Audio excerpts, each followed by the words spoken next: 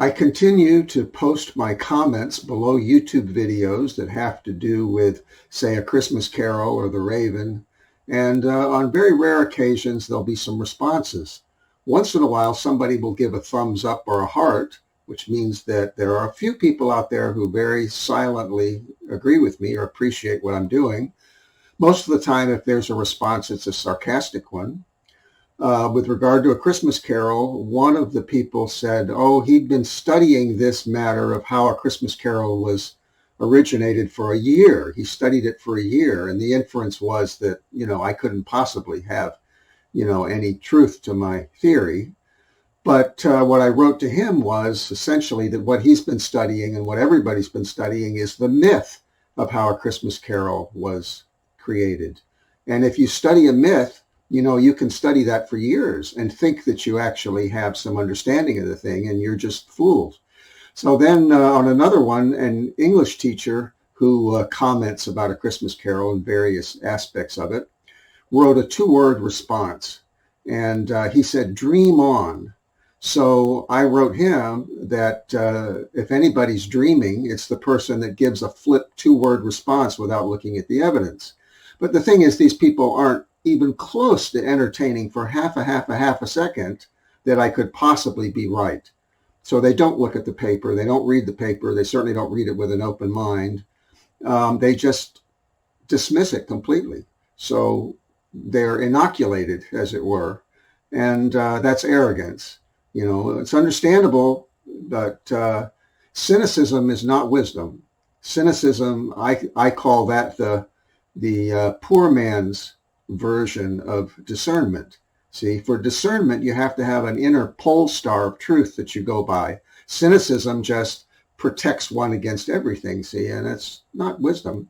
So we're going to move today to something that I just picked up seemingly at random. I said, oh, let's just go through Mathew Franklin Whittier's legacy, the digitized ones, because I digitized everything that he did except for the larger books, and just pick one at random. And I picked one at random, and it was a poem signed Polonius, and it's a particularly good poem. And this leads us to The Raven. So Matthew's real authorship of The Raven and his dispute with Edgar Allan Poe about it that I can infer from various clues. So we're going to pursue that little trail. And everything today is going to be, is not going to be the original antiquarian sources, except I do have those originals for The Raven. And here we have it in the volume, The First 6 Months of American Review. It's in there. And then it's also in here, which is just the February edition of American Review. It's been rebound very nicely. And then I have it in here, the New York Weekly Tribune. And it was reprinted. This is the 8th of February. It was reprinted a little earlier in the Daily because the week's worth of best material from the Daily gets put in the Weekly, see. This cost me $7. And there's somebody selling one faded copy of the Daily on eBay now for like $9,800. It's kind of interesting. Apparently there was a frenzy, a bidding war that went on for that. And somebody got carried away and paid $9,000 for the thing. Well, even the original is not worth that much, So I hate to tell him that I got this for $7, but there's something interesting here. On the front page is a poem called The Struggle for Fame by Charles Mckay, who I think was somebody that Matthew admired. And just to start it out, if thou wouldst win a lasting fame, if thou the immortal wreath wouldst claim, and make the future bless thy name, begin thy perilous career, keep high thy heart, thy conscience clear, and walk thy way without a fear.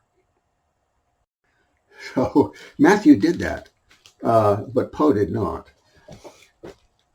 And Poe was not the author of The Raven, not even close. He didn't touch it. The original was submitted to American Review, this volume, under the pseudonym Blank Quarles, which was a deeply meaningful pseudonym to Matthew. And pseudonyms were not required in that paper, as some people have said.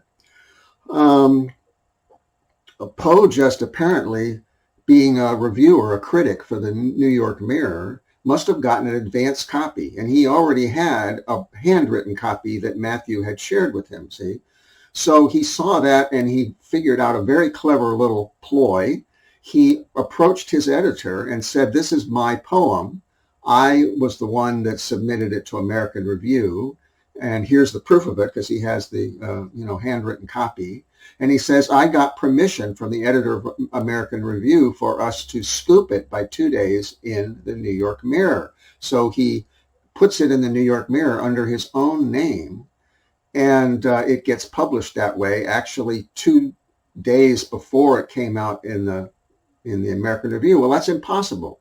No editor of a newly launched monthly literary journal is ever going to give permission to a little daily rag like the Evening Mirror to scoop it. See, it's so, and then Poe mysteriously leaves the Mirror very shortly afterwards. Well, it's pretty obvious to me that the editor of the Mirror found out that he'd been duped, that Poe had lied to him and fired him. See, it's pretty obvious once you know what you're looking at. But anyway,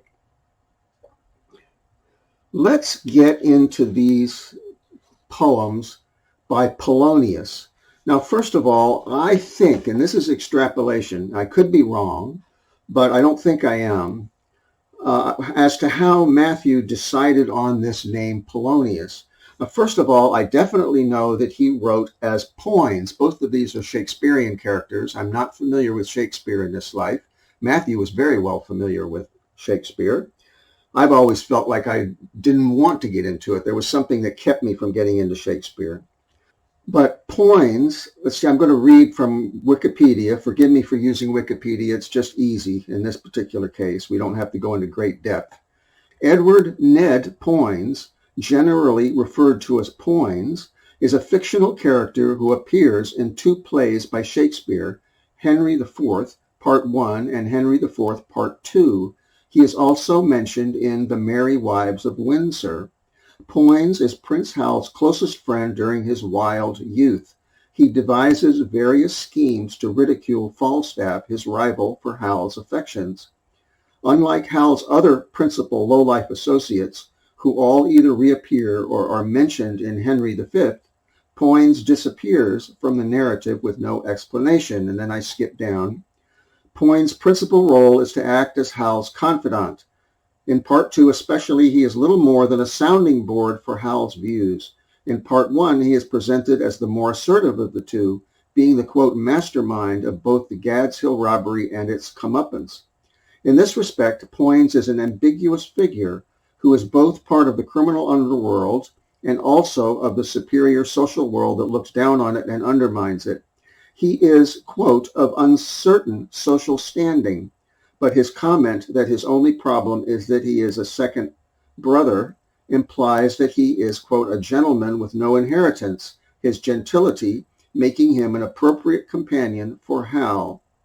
Now, we definitely know that Matthew took up this pseudonym in 1841, 42 to 1845, because one of those pieces is mentioned in a letter by Matthew's brother, John Greenleaf Whittier, to him. So that's 100% provable. This character was, not surprisingly, very much like Matthew, because as a young man, he was kind of wild. He had wealthy friends, but he was kind of the sidekick to those friends, and they were not a good influence for him. So he had gotten through that period, but that's why he adopted that. Now, in the late 1840s, Matthew suddenly adopts a pseudonym Polonius. And this is a somewhat different kind of character. There's a very short description here on Wikipedia. Polonius is a character in William Shakespeare's Hamlet. He is chief counselor of the play's ultimate villain, Claudius, and the father of Laertes and Ophelia. Generally regarded as wrong in every judgment he makes over the course of the play, Polonius is described by William Hazlitt as a, quote, sincere father, but also, quote, a busybody, who is accordingly officious, garrulous, and impertinent. In Act 2, Hamlet refers to Polonius as a, quote, tedious old fool.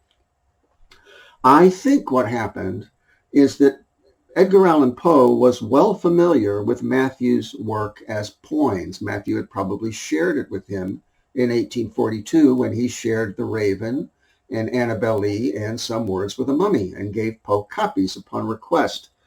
So around this time, we're talking maybe 3 or 4 years, 3 years after The Raven was published, Matthew was trying to negotiate with Poe via private correspondence for Poe to come clean about it and to admit that Matthew was the author.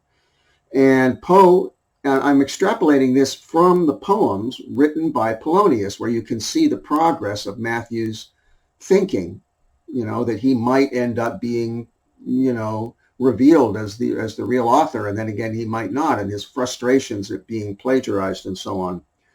So I think that Poe sarcastically called Matthew Polonius instead of Poins, and Matthew went ahead and took that pseudonym in defiance. See, that's what makes sense to me deep down. I could turn out to be wrong, but when I go by my feelings, my past life emotions, generally I'm not too far off. So Matthew in defiance is writing as Polonius. Now I have to explain something else that's going on around this time. This is 1848, 1849. In 1848, probably early 1848, and I've talked about this before, I just have to summarize it very quickly. Matthew was approached by Francis A. Durivage and his Moneybags partner, George Pickering Burnham. Matthew had ghostwritten for Durivage in the past, some short swashbuckling romantic novels and things like that. And they made Matthew a proposition at a time when he probably needed the cash, and that was that they would select from his portfolio of unpublished work going way back to 1830 or so, certain pieces to publish under their own names, if he would agree to that. And he agreed, and in his mind, he would select which pieces, see, I'm sure. And they got him to sign a contract, but it was a bogus contract which gave them carte blanche rights over his entire portfolio with 2 different types of work, not poetry as near as I can tell, but humorous short stories taken from real life anecdotes and long romantic adventure stories, mostly set in other countries. So Durivage and Burnham immediately proceeded to publish these things. And apparently what they started out doing was publishing in little tiny newspapers from podunk towns, that didn't know anything. And then once they had done that, they immediately, within the same year, 1848, published this book, Stray Subjects Arrested and Bound Over, being the fugitive offspring of, quote, the olden and, quote, the young'un. That's the pseudonyms they adopted based on a phrase that Matthew loved, that have been lying round loose, quote unquote, and are now, quote, tied up for fast keeping. Well, it's a sarcastic title because they are the ones that should be arrested and bound over, not the stories. In the December 9, 1848 edition, the end of 1848, one of these stories is published. Now, Matthew was a heavy contributor from the very beginning, the front page of the very first edition of the Boston Weekly Museum. So Matthew probably caused it to be printed there. I don't know. But here it is in the book. There's an illustration. It's like the second story in the book. And I'll show you what it looks like in the Weekly Museum.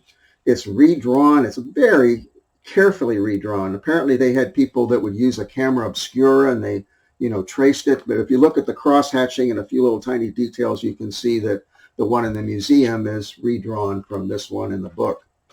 So Matthew had this horrible frustration. I mean, this would be almost unbearable for somebody to swindle you. But he must have been legally unable to challenge it, or he would have been dragged out into the public limelight, which he refused to do. Same thing with The Raven. Same thing happened with The Raven.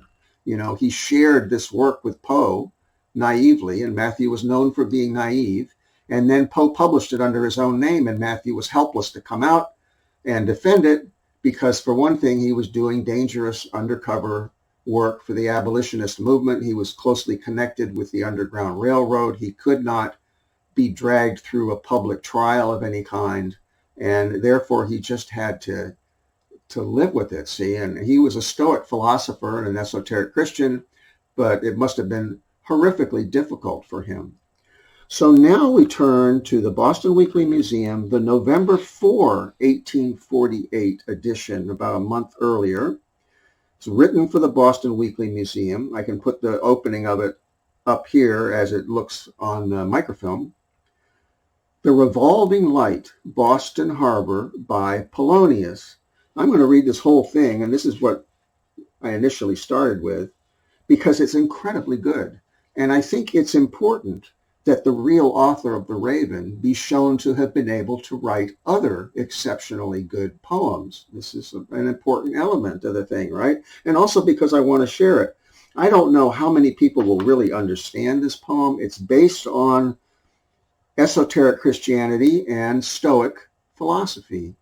Well, I'm not even going to try to interpret it. Basically, if you understand it, you understand it. And if it doesn't speak to you, it doesn't. But I'm going to share it. I'm going to get it on video here. And this establishes that Matthew was an excellent poet. Also establishes that, he's Polonius because very few people could write like this. This is in Boston. There might have been 3 or 4 people in Boston who could write at this level. See, so it has to be Mathew Franklin Whittier when you put everything else into context. And that will be important when we get to the end, because Matthew solves Poe's Valentine poem, Riddle, the same day that he published it, okay, in a different newspaper. So that's where we're going to end up here, in case you're the type that doesn't watch all of videos. That's where we're ending up, okay? And that's done with the signature Polonius. So this Polonius is the same Polonius who in the Portland transcript is going to solve Poe's Valentine poem, which was a riddle. He's going to solve it on the same day that Poe published that poem, the second time actually, in The Flag of Our Union. And it's a he basically says this is so simple and so easy that one wonders that he could have been the author of The Gold Bug, which means Poe probably plagiarized The Gold Bug. See, I think 90% of what Poe published was not really his. He's a phony. He's a literary imposter. And when people figure this out, it's going to be, the shit is going to hit the fan. They just haven't figured this out yet. So let me read this poem in its entirety. It's a couple pages. He starts out, you can fast forward if you don't want to listen to this. He starts out with a quote, at least I assume it's a quote. I couldn't find it online. The quote reads, "Why rest afar? To those who happy are, this cold, dull world's a star. Of pleasure why take thought? Do thy duty, so shall beauty come unsought, come unsought." So I don't know whose poetry that is. If I can find it, I will put it on the screen. If it happens to be Francis Quarles, that would be pretty interesting. It sounds kind of like him. But again, I couldn't find it by searching for it. So his poem begins. And he is at night. Apparently he has a place in Boston. He's married, but he's getting toward the end of this second arranged marriage, which was awful. He couldn't live with this woman, so he lived and worked in New York City. And at this point, it appears that he's living in Boston. And then he visits Portland, Maine, where his second wife and his children are. How coyly from the ocean's pulsing breast, beneath the wide unfolded shades of night, now full and luminous, and now depressed, the rays come up of yon fair beacon light. One moment, and its smile abroad is cast, winning the veil from off the water's face. Another, and that transient gleam hath passed, and night and ocean once again embrace. That beam the mariner from afar doth hail as the dear harbinger that tells of home, then trims with nice observance quick each sail, impatient for the bliss that soon shall come. And not alone the roamer of the sea that constant changing ray with gladness greets, but one whose lot is drearer, doomed to be a dweller amidst the city's crowded streets, one who hath toiled for wealth and found it not, hath cared for fame and seen his hopes eclipse, and found, if e'er he found, the fruit he sought, like apples by the Dead Sea on his lips. What though last morn rose-tinted hopes were mine, and bright and fair was fancy's vistas spread? Today's warm sun but saw those joys decline, tomorrow's shall behold them pale and dead. Permit me not, O God, with foolish moan thy wisdom and thy justice to arraign, but, meek and trusted bosomed, let me own the graciousness of all thou dost ordain. Now there's a line of asterisk here, which means that the poem was originally longer and he's truncated it. Since pride hath scarred me with her hellish brand, the guilt of scorn, unknown too, must I plead? The slightest thing that is, I have not banned, nor barred its claim to honor from my creed. 'Twas from the hair-dropped blade above his head, his wisest lore the tyrant's guest did learn, and he who Scotia's clans to glory led, and humble insects' teaching did not spurn. He, too, ha! Whence that voice? It bade me mark how truthfully, fair light, thou picturest in thy bright beams, soon change to shadows dark, the hopes and fears that strive within my breast. And to my doubting heart it seemed to say, though all the props thou lean'st upon be gone, strength shall be given to hold thee on thy way. Despair thou not, bear up and struggle on. And strength is given to rend in twain each band which binds the spirit that would fain be free. As in this calm autumnal eve I stand and gaze from out my casement upon thee. And there's another row of asterisks. Farewell and thanks, thou lovely monitor. A deep and valued lesson hast thou taught, nor shall it cease my bosom depths to stir, till to their close my fleeting days are brought.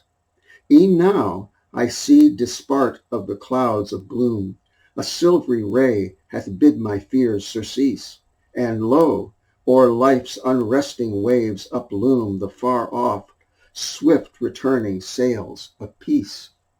Now in this poem, you see that he has sought fame, not just wealth, but fame. One who hath toiled for wealth and found it not, hath cared for fame and seen his hopes eclipse. So this is Matthew struggling with the fact that he should be wealthy and he should be famous based on the material that's been stolen from him by people like Edgar Allan Poe and Durivage and Burnham. So that's Polonius. Now we find, I don't think this is all the instances of Polonius. I picked out a few key examples. In the November 1849 edition of the Weekly Museum, written for the museum, which means it's original, is Sonnet-Sympathy by Polonius. This is short, so I'll go ahead and read it. There is an essence in this world of ours, worth more than all the titles worn by man. Gold ne'er hath been its price since time began. 'Tis sweeter than the breath of all sweet flowers that spring to life in nature's fairest bowers. Mild as the moon is, ardent as the sun, warm, softly bright, it beams our path upon. When dark and gold the storm cloud o'er us lowers, it trembleth on the feeble tongue of years, and peereth from young eyes' unruffled heaven, chasing the sick one's pain, the tried one's fears, its equal wealth to all conditions given. And, for that such hath ever lived for me, my heart knows well to prize dear heaven-born sympathy. Now, in that same edition, which I didn't, I have it right here. In that same edition, Matthew C. is trying to forgive, trying to be a Christian, trying to develop sympathy, trying not to let his heart be taken over by the anger that he feels and the revenge that he naturally desires, But in that same edition is a very long story. It takes up the first 3 pages of the Boston Weekly Museum, which again shows you that Matthew was a major contributor to this paper, It's called The Provoked Revenge. And then there's a quote from Macbeth at the beginning, 70 I can remember well, within the volume of which time I have seen hours dreadful and things stranger. Okay, that's his quote. And then he starts out, I'll just put a little bit up on the screen here, the opening, okay? He starts out, there are always a great many incidents and traditions ever present and fresh in the memory of that most remarkable of personages, quote, the oldest inhabitant, and from such a source we have compiled the following narrative. This is a deeply autobiographical story. You can even see his house, the Whittier house in it, I think. He says, a large square yard in front opened into the road on the south, and to the east the stone fence that bounded it was built on the banks of a stream. At each corner, as well as at each gate post, there stood a tall poplar, the stump of one of which trees is still pointed out. It's not exactly a description of the Whittier farmhouse, but it's pretty darn close. It's real obvious that this is autobiography. So let's see, let's get down to the end. This is a passage, not quite at the end, but near the end, where he confronts his family's tormentor and gets his revenge for what was done to his sister and so on. Well met, Colonel Mowbray, said he, after so many years' separation, yet I trust you have not forgotten me. When last we met, it was under very different auspices. Luke Wilson, by my soul, exclaimed Mowbray.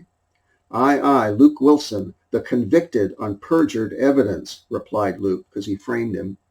Have the years intervening between this time and that scene of law mockery taught Colonel Mowbray the necessity of repentance? Dare a convicted robber talk to me of repentance? Asked the colonel, his countenance pale with rage. The old story yet, Colonel, replied Luke. In the eye of the world, your character is palpable, and mine lies under suspicion of guilt. But here we are personally face to face, each knowing his own acts, and you know that crime never soiled the name of Luke Wilson. Can I say as much for Colonel Mowbray? Mowbray bit his lip and was silent. This is how Matthew feels about these people that have plagiarized him, see? And this is why he is negotiating at this time with Edgar Allan Poe to come clean. Now in the January 13, 1849 edition of the Boston Weekly Museum, another original poem from Polonius. It's called A Flake from the Snowstorm, an unwritten poem. Now remember, if extraordinary claims require extraordinary evidence takes time. If you demand extraordinary evidence, but you don't have time for it, then you are being hypocritical. O beautifying Spirit, that hast blessed the brown bare fields to spotless purity, thou that so lovingly hast covered up in thy broad mantles more than velvet fold whate'er the reaper's eye had reckoned vain, we see no more the dead unsightly stalks of plants that sprang and bloomed and yielded naught to ripen neath the autumn's milder sun.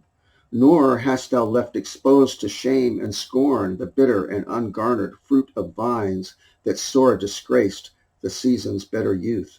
No, in thy mantle's charitable fold, impartially thou'st taken all alike. Oh, could thou thus but bless the human heart, thus bury up its dead and fruitless hopes, the rubbish of its worse than fruitless deeds. This was written from Westbrook, Maine. I am currently, as I speak, in what used to be Westbrook, Maine. Now it's part of Portland, Maine. So this is Mathew Franklin Whittier, who had his place in Boston, but he may have also taken a place in Westbrook within visiting distance of his family in Portland. This helps to tie Polonius to Mathew Franklin Whittier. Here's another short one, January 20, then my glasses on, January 20, 1849. An aspiration written January 1st by Polonius. Teach me, O Father, on this fearful day rightly to pray. Be want or wealth in their extreme degrees, be dire disease or the choice boon of health in store for me, Still may I be patient and humble, still murmuring not at lowly lot, nor vaunting, though so be the voice of fame my praise proclaim, that I may pray as did the perfect one, thy will be done. Spare, spare me thou, who dost all things control, leanness of soul. What he's saying, if I'm not mistaken, remember I'm going by my internal past life memory intuition as well as my intellect and my knowledge of Matthew's life, he is right on the verge of waiting for Poe's decision. He actually believes, because Poe has been stringing him along, that Poe might relent, in which case he would be wildly famous all of a sudden, instant fame, see? And he's scared to death of instant fame. At the same time, Poe may not follow through with his hint, and if that's the case, he will remain obscure. So he's trying to achieve equanimity, praying to God to let him handle either one, see? Now, not so very much later, March 3rd, 1849, there's some back and forth in the Portland transcript that I'm not talking about. It's in my paper about the Raven. I go into it there. I'm not going to go into it here, but there's some more indication that they're negotiating, see? And Matthew gives his public responses in the Portland transcript where he knows that Poe will see it, see? So Polonius, for the first and only time, now writes to the Portland transcript. Matthew was a long-time contributor to the transcript, but he normally would keep each pseudonym within a particular paper. Occasionally, he would cross back and forth. So here he has taken Polonius, which was in the Boston Weekly Museum, and he has transferred him to the Portland transcript on March 3rd, 1849, written for the transcript. Now, on this same day, in the Flag of Our Union, Poe has double published his Valentine, and that Valentine, called A Valentine, was written in code, and there was somebody's name, a friend, a poet, Osgood, I think it was, that was embedded in the poem, Francis Sargent Osgood. So Poe had published this like a couple days before in Sartain's Union magazine for that month. See, why he double published it or how he got away with double publishing it, I don't know. But on the very day, like the 3rd of March, that it appears in the Flag of Our Union, Matthew's solution to the poem appears, here's my notes, appears in the Portland transcript. Now that's pretty interesting in and of itself. But so Matthew solves it and says that it's ridiculously easy. And he says that Poe had used this same method for an earlier poem where he embedded the name of Sarah Anna Lewis. And then he says, if Mr. Poe really wishes to puzzle his readers, let him attempt something in the paraphrastic manner of the troubadours of Provence, quote, in days of old romance, and possibly he may succeed. But such trifling as the above is hardly worthy the ingenuity of the author of The Gold Bug. I don't think Matthew knew for sure that Poe had plagiarized The Gold Bug, but I think it was definitely in his mind, as a suspicion that the creator of this childishly simple code in the Valentine could not possibly have written The Gold Bug, see? And this is the phrase that you need to keep in mind with these plagiarists, could not possibly have written, because when you really understand what's going on, your eyes are open and you see that Charles Dickens could not possibly have written A Christmas Carol, and Edgar Allan Poe could not possibly have written The Raven. See, there's no doubt about this at all. So that's the gist of what I think I had to share. First of all, I wanted to show you and share with you that poem about the lighthouse beacon in the Boston Harbor. And there's many other poems that Matthew wrote that are in pretty much the same meter as The Raven, and every bit as well written. Some of them are not in the same meter, but I wanted to show you that the original poet, the author of The Raven, was capable of poetry of that caliber and had written it before and after The Raven was published. Whereas Edgar Allan Poe's attempts, like Eulalame, are just awful. I can't understand how anybody that knows poetry could compare the quality of Eulalame to The Raven and imagine that the same poet had written both poems. It's beyond me. It says there must be an awful lot of people who are pretending to understand poetry and really don't. I don't get it. Or the people that have questioned it haven't dared say anything. There are people that have questioned whether Poe was serious when he wrote his essay, The Philosophy of Composition, in which he talks about how he supposedly wrote The Raven. If you look at my written blog, there's an old entry in which I write a parody, a sarcastic parody of The Philosophy of Composition. There's also a video blog of it, but I forget the date of it now. I suggest checking that out because it's so obvious that Poe was BSing from one end to the other through that essay. And he was not BSing because he was making fun of anything. The only thing he was making fun of was people who were fooled by his supposedly having written The Raven. He was like a psychopath who toys with the police because he's so arrogant and, jokes with them and toys with them, see? But not because he was making any kind of other point, He was just laughing up his sleeve at the people who believed him. That's all. So I think that's the gist of this. It's long enough. I hope you found some of this interesting. I actually would rather go into A Christmas Carol. I kind of have to go by the season because we're coming up on the season that The Raven is identified with, which is to say Halloween, which is ridiculous because it was never intended as a Gothic horror poem in the first place. But people will be looking for The Raven online and on YouTube right about now. So I want to be sure that they find my comment. And then as the Christmas season approaches, hopefully they will see that one as well. So thanks for watching.